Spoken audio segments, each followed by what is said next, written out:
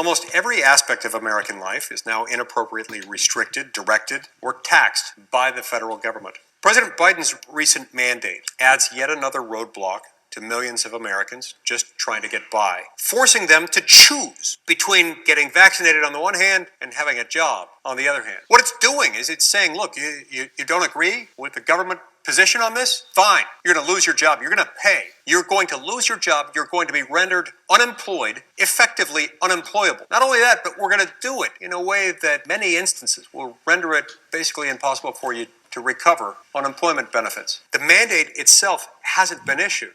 Now, had he created it, we would at least know what we were dealing with. We would know the precise source of authority in the law that he was claiming. We would know the contours of how it would be enforced. We would know the contours of any exceptions because we would have an order.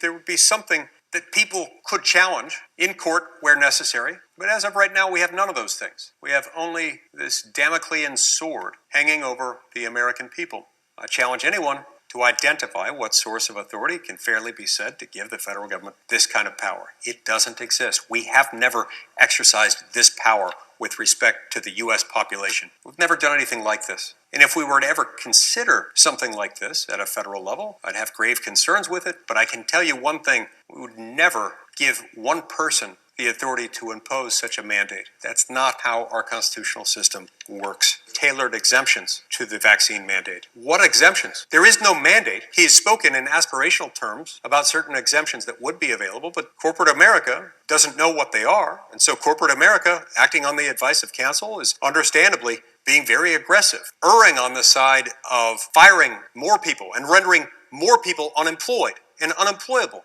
and in many cases rendering them incapable of receiving unemployment. Don't tell me these are tailored exemptions when there aren't even exemptions. In order for it to be an exemption, you've got to have a mandate. There is no mandate. There's just the threatened use of the mandate that's making corporate America decide that it's in its best interest to do the president's dirty work for him, and in a way that protects him from being questioned on legal, meritorious grounds in court.